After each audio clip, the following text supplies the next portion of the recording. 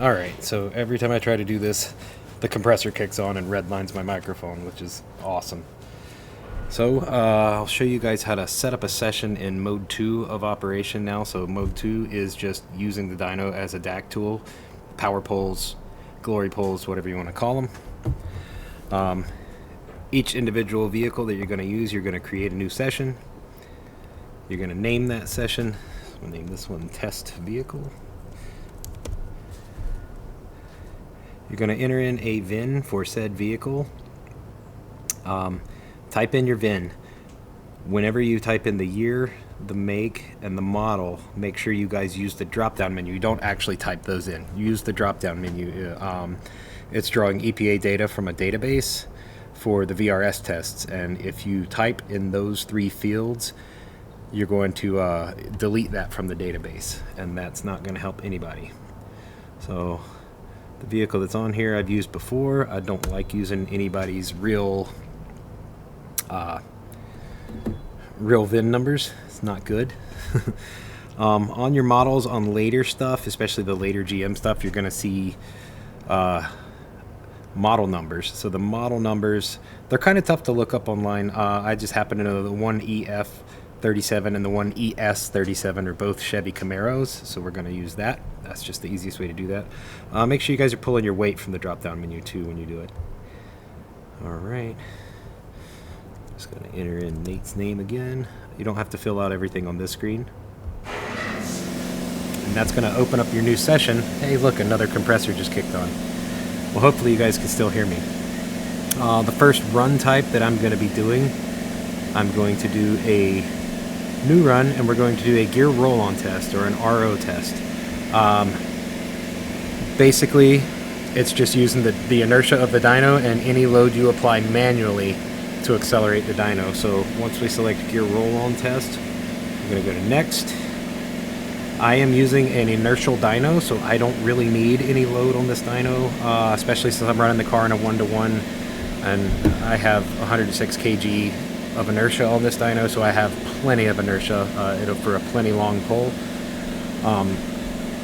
Hub dyno guys, there'll be a separate video where I kind of go over how you're going to want to use the interpolated load, and then stuff like, guys, that a turbo lights up in a certain place and you need more load, the interpolate load's going to go a long way for you also. But just for a basic run type, we're going to do no load because I'm an inertial dyno. Hubs is going to be completely different for you guys, and I'll cover that in another video. Pickup type. I am going to, so gear ratio is what I prefer to use most of the time, just because I know what the gear ratio I'm going to run the car is. Just multiply that by the rear end, and that's the number you're going to enter into the software, and it'll derive the RPM for the dyno.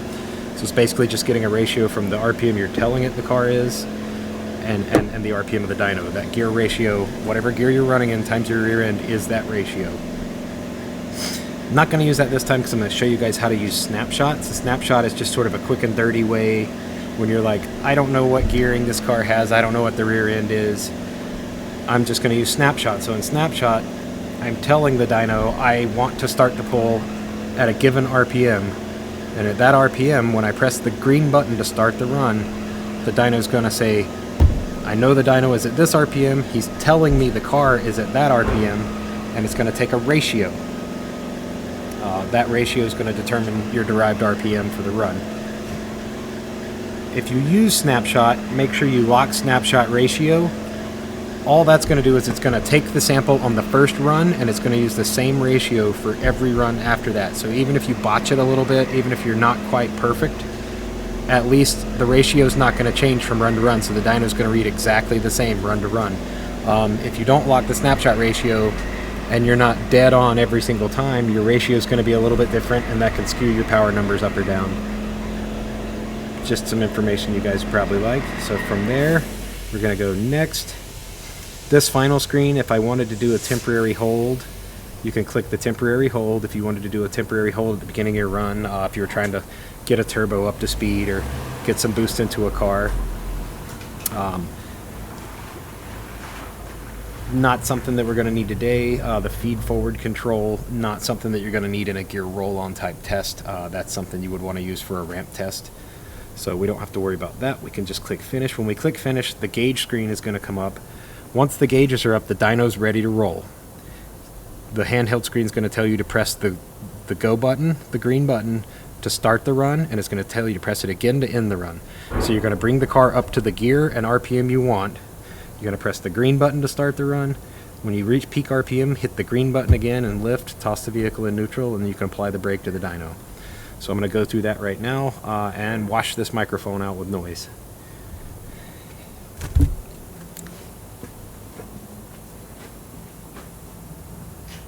Alright, getting in the car. Really need to get a freaking battery for this thing. Alright, so we've set up a gear roll-on type run. When you get in the car, if the dyno brake is on, take the brake off. You can see where it says hit go to start. Once you hit go to start the run, you'll rev the vehicle out. When you get to the top of your RPM, you're going to hit the go button again. I don't think you guys care about watching the tachometer. You'll be able to hear it. I'll be in 4th gear, which is the 1-to-1 in this car, and I'll be doing a snapshot. So I'm going to start it at 2500. When the vehicle reaches 2500, I'm going to press the green button to start the run. I'm going to rev the car out, then I'll press the green button to end the run.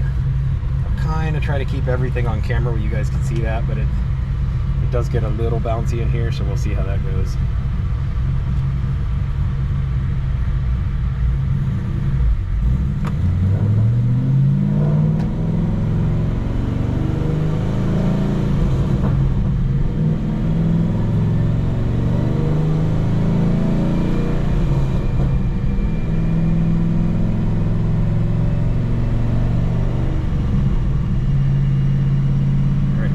Vehicle up to 2500 RPMs. Green button.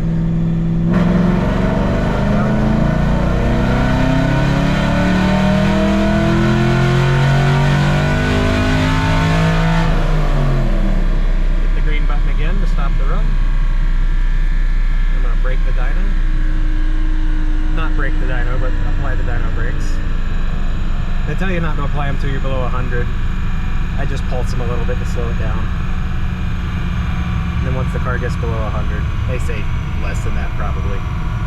It'll be fine, I just like buying brakes.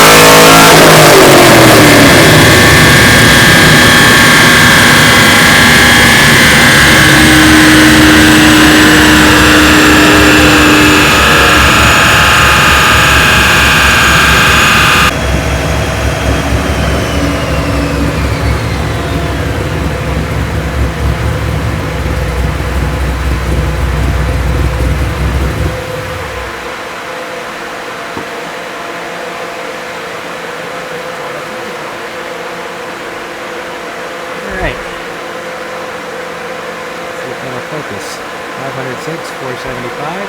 That's about right for this car. All right. While I'm thinking about it, and while I got you here, I don't know if you'll be able to see that cut or not. There was a cut.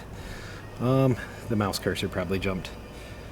So you'll see why I said on this particular dyno, with the amount of inertia that it has, where I said I don't need any load. If you come down here where it says engine speed and you just click, we're going to change that to time and see how long of a pull that was. So if you kind of just follow along with your eyes, it starts just before 1 second, so say at about half a second, and the run ends right at about 9 1/4 seconds. So that was a 9-second pull easily, almost a 9-second pull with no load, and that's plenty of duration for a car at this power level. I do love having a really heavy dyno. It makes me happy. It makes me happy, like beyond happy. And just so you guys know, I'm sure I've gone over this in another video, but you can always change things down here and kind of see what the dyno's doing. See all the different stuff. You can see how fast you went in the gear, mile per hour wise.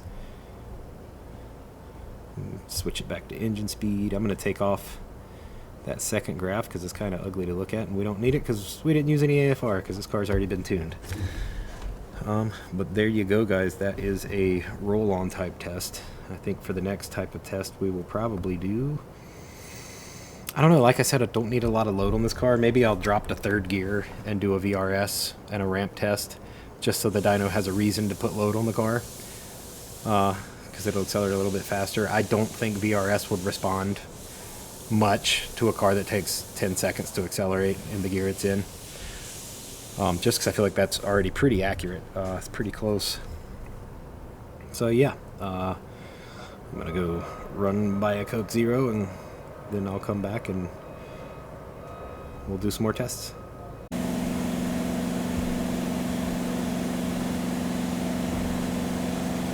Alright, the next run type we're going to be working with is going to be a virtual road simulation. I'm actually going to start a new session because I want to run the VRS in third gear just to give the dyno a reason to use the eddy brake. If I run it in fourth, I really don't think it's going to apply a lot of load just because this car accelerates pretty slow, but due to the inertia of the dyno, just how heavy of a roll it is. So we'll run it in third. I'm going to start a new session to run it in third, only because I locked the snapshot ratio, and we're going to do snapshot again because we're extra lazy. I'm not hooking up anything unnecessary today. Call this test 2. MID. I know I can just pull it up as the owner. Bop. Going over.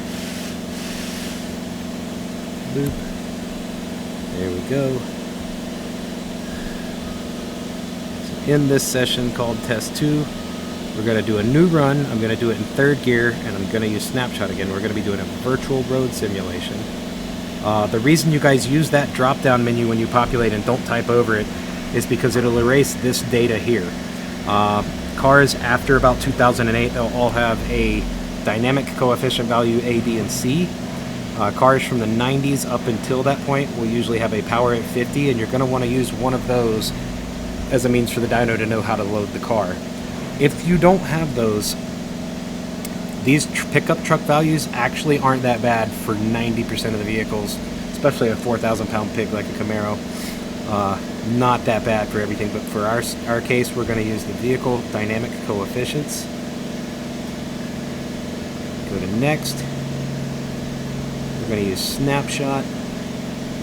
And I know, just from looking it up, because these dynos give you all the data, that in fourth gear we accelerated about 12 miles an hour per second. So when I go back and I do a ramp test, we're going to shoot for something like 12 miles an hour per second. But I'm curious to see what it makes the car in third gear do, if it gets close to that or not. Our snapshot ratio is going to be 2500. I'm going to lock it, and we'll do both those tests in here because I want you also to see how it plots power slightly differently from test to test. That's why I beat on people, apples to apples, oranges to oranges. The test type you're using, stick to it. So we're going to hit finish, bring up the gauges, I'll get the car fired up, and we'll be ready to go.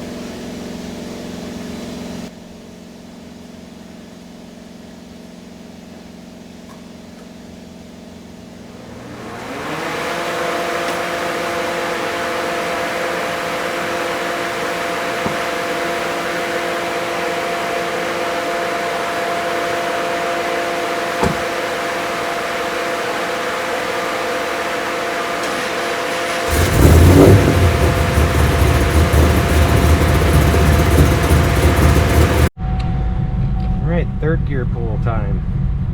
Doing third gear VRS. Take the brake off.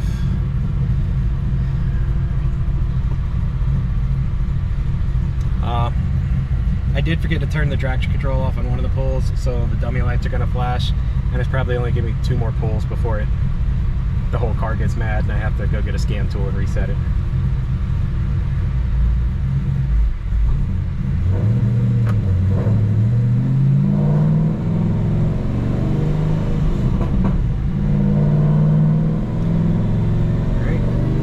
Be in third gear this time. Go to our 2500 RPMs. Green button.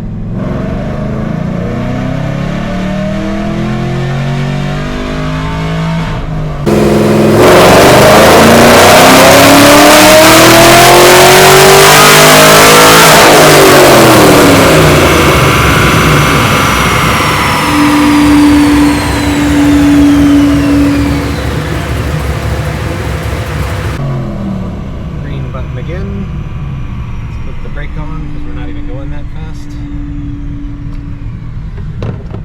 Heyo. Alright. I really hate killing cars right after a run, just turning them off, but that's what we're gonna do. I'll bounce this car off the rail limiter a million times anyway.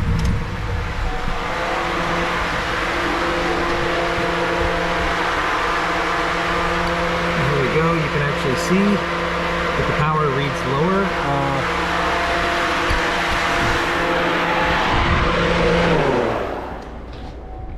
Let me kill that fan so everybody can hear me. And that's where the apples to apples, oranges to oranges comes in. A VRS test is something more akin to like what a Mustang dyno used to do, and guys say Mustangs are heartbreakers. Well, there's your broken heart. Now I can show you what to do. I'm gonna shut my GoPro off now so we don't have to bounce back and forth. What I can show you how to do, and we'll actually go into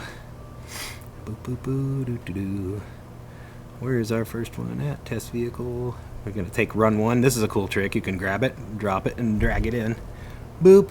There you go. So then now the blue run is our roll-on test from the first session. The black line is going to be our virtual road simulation. And I'll show you a little something. I'll show you power accel. So that's the power measured from acceleration here. And we're going to change the torque value. We're going to go over here and click. And we're going to change it to power PAU. You can see that on the first pull. Okay, so we'll start with the VRS pull. As accelerated, the dyno measured 336 horsepower. The power absorption unit, that's what PAU stands for, was absorbing 147.7 horsepower. Our inertial pull, we were absorbing 0 horsepower and we made 506. Now, one thing that you can do, if you have the same vehicle, this works a lot better if you're testing the same vehicle in the same gear and adding load. But if you wanted to make these two tests comparable, you can always go under your setup, go under your load, and there is a load correction factor. And I'm just going to add in, I'm going to add 20% to our load cell correction factor just to generically test this. I'm going to apply that. I close that. You're going to have to close the session and reopen it to make it show up, but I'm going to go back to power and torque, and I'll show you what I'm talking about. So you can see our 463 horsepower. Let me close this session and reopen it. I am on a beta version of software, so some things might be broken. There it goes. See, it came up 177 from 147. So now when we go to power, we got our 490. So you can see how you can change that to be a lot more comparable. So now if I bring that other run back over, the two pulls are going to be a lot more comparable. Yeah, I short shifted the third, but that's okay. I'm not trying to set the world on fire, and this is not an actual tuning session. The car's not making a ton of power. It kind of goes flat out at the top anyway. But you guys can see how you can use that to make them more comparable. I have a feeling because I had used the drag and drop feature, it didn't take the first time. Anyway, that's something in the same session. Typically, if I was going to use that, I'm going to set it back to a 1 now because I like the dyno to read natively as it reads. I really don't give half of one rat's ass about the power. And typically, if I was going to set that up where I would want to see it, what I would be trying to set up is I would do a gear roll-on test at 0 load, 5% load, 10%, and 15% load, and then I would try to line them all up that way using that load cell correction factor to get them all to lay on top of each other. And then it's kind of set it and forget it. You just don't have to worry about it. It's a dirty cal. It's a quick and dirty calibration. It's not like hanging a 25-pound weight off of your load cell and making the dyno read 25. You know, it's a little quicker and a little dirtier than that, but it works. And the important thing is that it works. So we'll move on to a ramp test type next. Just a cool thing to mention while I'm thinking about it. These fans, this one's old and rusted and beat up with the Velcro on the front. These are wacky inflatable arm flailing whatever the fuck guys. These fans are baller for how small they are.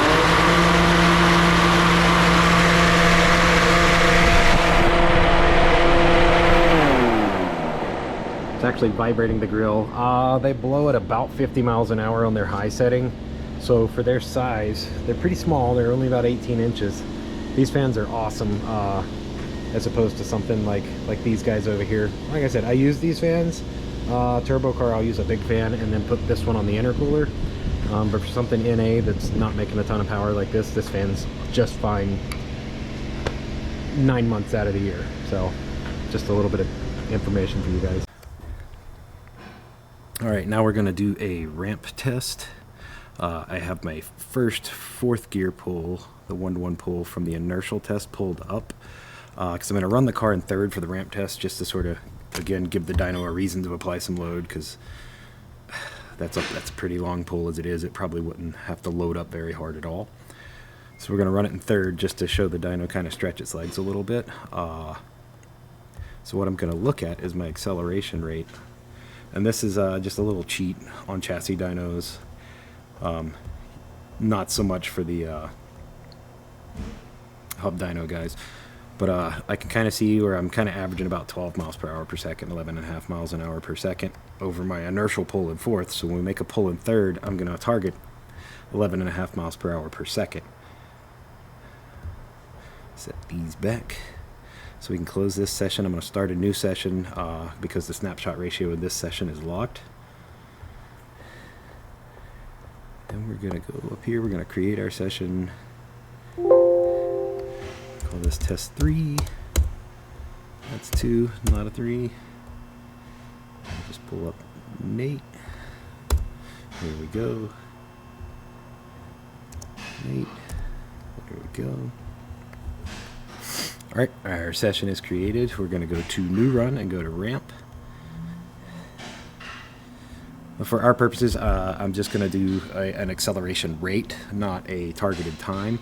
If people want to see that, I can always go back and do that. Just put in the comments if you guys want to see how that works. But I can basically explain to you. So here we have an acceleration rate. 12 miles per hour per second is going to be fine. If I changed the speed channel to a RPM channel, I'd be able to put an RPM rate like 1,000 RPMs a second or 750 RPMs a second. Not really worried about that. I'm just going to do it over mile per hour, keep it simple. Start ramp on run start, leave that checked. Use entered acceleration rate. If you uncheck that, then these other cells will become available and you'll be able to say, I want to start the test at this mile an hour, end the test at this mile an hour, and I want the test to be this amount of time long. You know, an 8-second acceleration duration between 50 and 120 in the case of that setting. If you guys want me to show you that one, we'll just go back and do it another time. Just let me know. Going over, I'm going to use snapshot because I'm super lazy. I go over again. We'll trigger it at 2500 like we did the fourth gear pull and the VRS pull, but we're going to do it in third gear like the VRS pull. The temporary hold time, I'm going to move it down to 3 seconds because there's no reason to hold this car for a ton of time. It's a pretty stable vehicle. It's just a Camaro. Feed forward control, I'm going to activate feed forward control. So what you'll see on the first pull, you'll see the PID loop working pretty hard, and the actual dyno graph is going to be kind of wavy because the PIDs will be coming in and out, and they're kind of just getting a boundary that they can operate within. And then you'll see the subsequent pulls, so we'll make more than one pull. You'll see the subsequent pulls. It's going to clean up, clear up, and it's going to look a lot better, and it'll be working a lot tighter. So there we go. Going to finish that. And you guys will be able to hear the hold at the beginning of the run. You'll hear the vehicle be held in a steady state.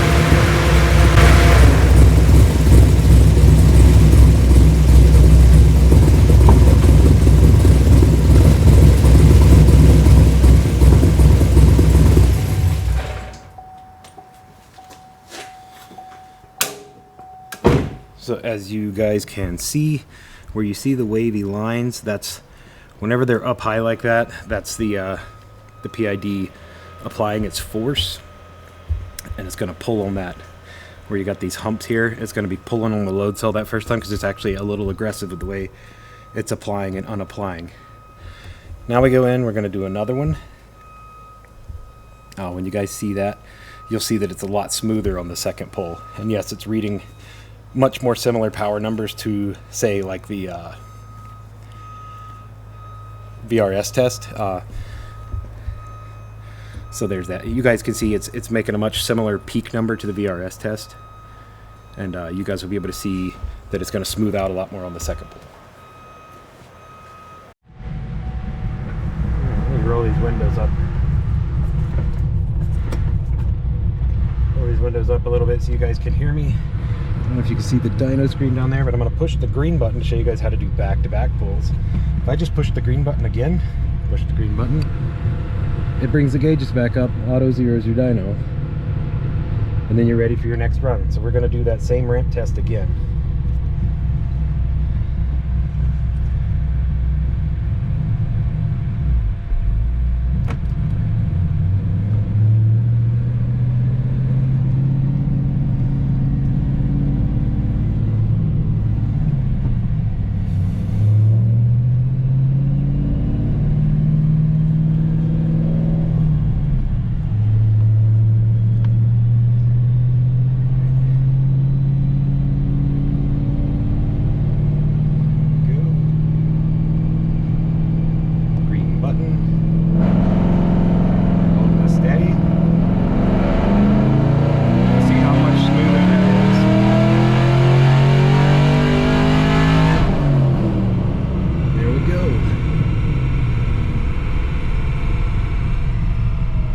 Brake. Let's get it stopped.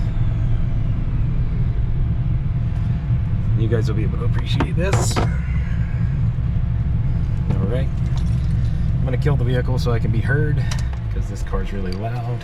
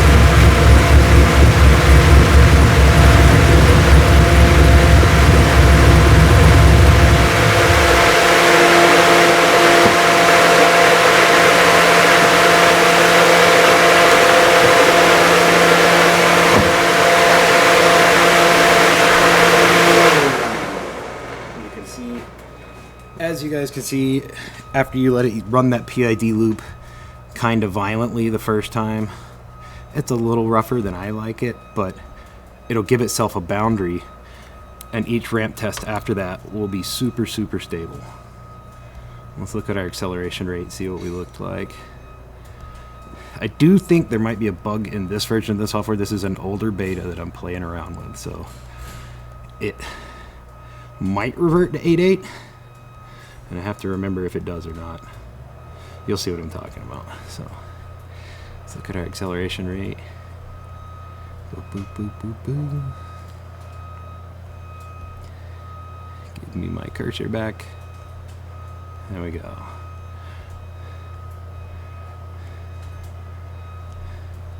And if you guys want to see the duration of that, so the duration I was shooting for was about 9 seconds. Let's see what we got. So starting from down here, see, 3.5 seconds to 10.5 seconds.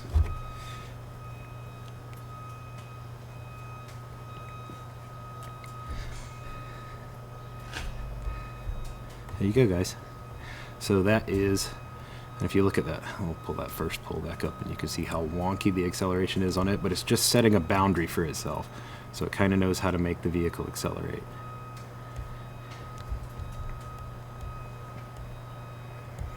And then each following run's going to load up the exact same way until you start to change things. So there we go, that's a RAM test.